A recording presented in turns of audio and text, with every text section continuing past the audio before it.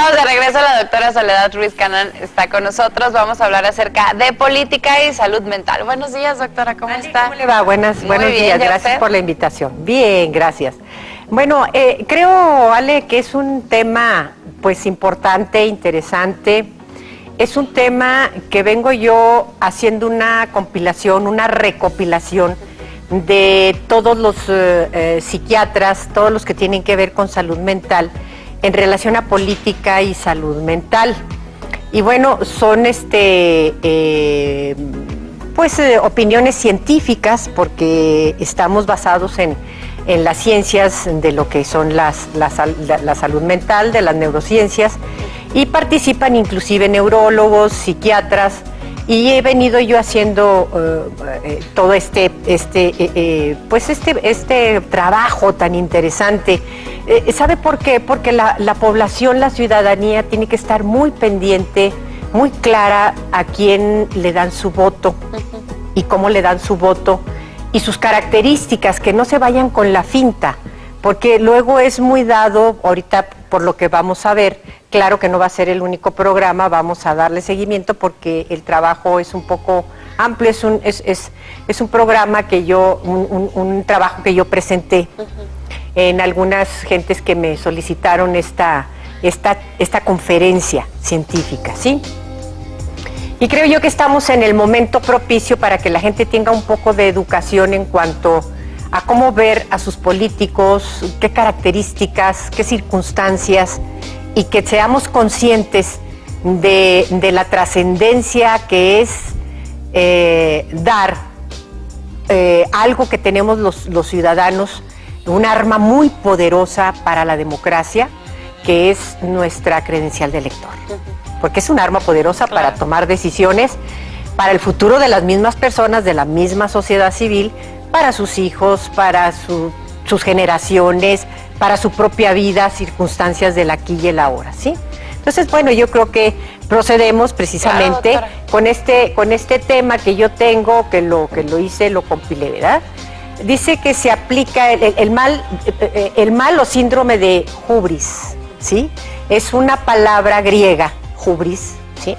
Y se llama síndrome de hubris porque ya después los científicos de la neuroconducta, neurociencias y conducta, pues empezaron a ubicar a los personajes, ¿no? Se aplicaba en Grecia al héroe que lograba la gloria, y borracho no de bebida, de éxito, se comportaba como un dios capaz de cualquier cosa, ¿sí? Es un ego desmedido, ese es un concepto del síndrome de hubris, una sensación de poseer dones especiales que lo hacen a esta persona capaz de enfrentar hasta los mismos dioses, ¿sí? Entonces, esto, ¿qué decía? Bueno, el neurólogo David Owen, ¿sí?, analiza la locura, entre comillas, que provoca el poder. Este neurólogo escribe su libro después de 6 años del estudio del cerebro de los líderes políticos y concluye, ¿sí?, el poder intoxica tanto que termina afectando el juicio de los dirigentes. El psiquiatra Manuel Franco explica así lo que ocurre con los líderes políticos. Una persona más o menos normal se mete en política y de repente alcanza el poder o un cargo importante. ¿Y qué sucede? Intermitentemente tiene un principio de duda sobre su capacidad, pero pronto surge la legión de incondicionales que le felicitan y reconocen su valía.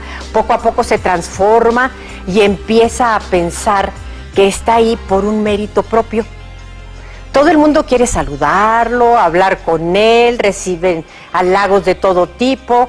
Esta es la primera fase. Vamos a ver cuál es la primera fase. Pronto da un paso más y entra en la ideación megalomaníaca, cuyos síntomas son el ser inefable, cree que es inefable, y el creerse insustituible, ¿sí?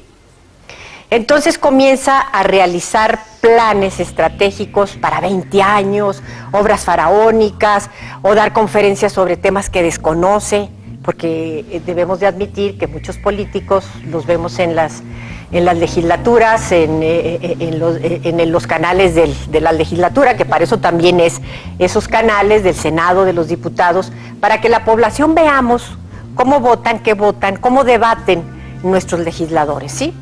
Entonces, temas que desconocen porque uno escucha hablar y las barrabasadas y las tonterías que a veces dicen los diputados con el gran desconocimiento, pues es de tener miedo. Tras un tiempo en el poder, el afectado por este mal padece lo que psicológicamente se llama desarrollo paranoide. ¿Esto qué quiere decir? Todo el que se opone a él o a sus ideas es un enemigo personal. Puede llegar incluso a la paranoia o trastorno delirante, que consiste en sospechar de todo el mundo y que le haga una mínima crítica, cualquiera que le haga una mínima crítica, y progresivamente se va aislando de la sociedad y de la misma realidad.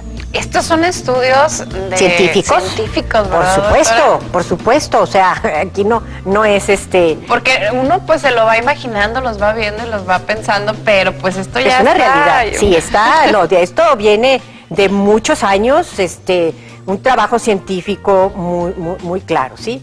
Llega un momento en que deja de escuchar, se vuelve imprudente, toma decisiones por su cuenta, sin consultar, porque cree que sus ideas son correctas, ¿sí? Y luego esto, aunque finalmente se descubra que son erróneas, nunca reconocerá la equivocación. ¿Cómo? Imagínese, pues en esa megalomanía, no, él no se equivoca, empieza a echar culpas, ¿sí? Se siente llamado por el destino de las grandes hazañas, ¿sí?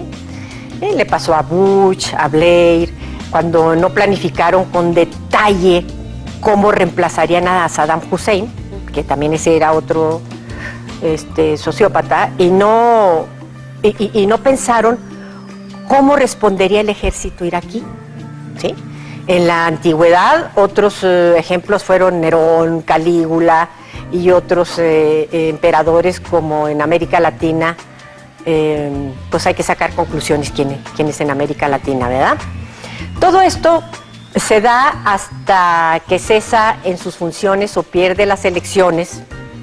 Entonces viene el batacazo, ¿sí? El golpe. Y se desarrolla un cuadro depresivo ante una situación que no puede comprender. ¿Por qué? Porque no está ubicado en la realidad. Dice el doctor Manuel Franco, que es un psiquiatra español, que es difícil tratar este problema porque quien lo padece no tiene conciencia de ello. O sea, ya se fue. Sí. O sea, no tienen conciencia de su padecimiento, de la locura del poder. O sea, él está bien, ¿verdad? Sí, no. Y los demás están mal, ¿sí? O sea, cuando no hay conciencia de enfermedad, una persona, un individuo, como aquel que es alcohólico, que no reconoce que tiene un problema para beber, se molesta, se enoja y sí. Entonces, hasta que el alcohólico reconoce que tiene un problema es cuando avanza. Bueno, en la locura del poder, vamos a decirlo así, es igual, ¿sí? Y bueno, de modo mesiánico, de comentar los asuntos, tiene corrientes y una tendencia a la exaltación, un enfoque personal exagerado y o tendiente a la omnipotencia, ¿sí? O sea, agitación imprudente, impulsividad, o sea, egocéntrico, llama la atención, no son iguales a los demás, mortales, se sienten superiores, ¿sí? Van creando este narcisismo terrible, patológico.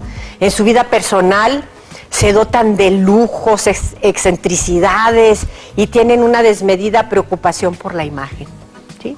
Excentricidades, acordemos que muchos políticos en sus casas tienen excentricidades como animales o obras que ni siquiera saben o no, ni siquiera son cultos, ¿sí? Nada más. Pero empiezan con excentricidades, ¿sí? Se rodean de funcionarios mediocres, pues así tiene que ser, ¿verdad? El rival debe ser desactivado por cualquier método, o sea, aquellas gentes que son pensantes las hacen a un lado, o las van apagando o las van limitando. Por eso los mediocres, pues, le aplauden, claro, le hacen, le tornan, y él los percibe, ¿sí? Constituye una red de espías para controlar a oponentes, porque luego se convierte en la paranoia que tienen con los oponentes, en el temor de perder ese poder que han adquirido, porque les da muchos beneficios, ¿sí? Construye una red de espías para controlar a oponentes y aún a los de su propio partido.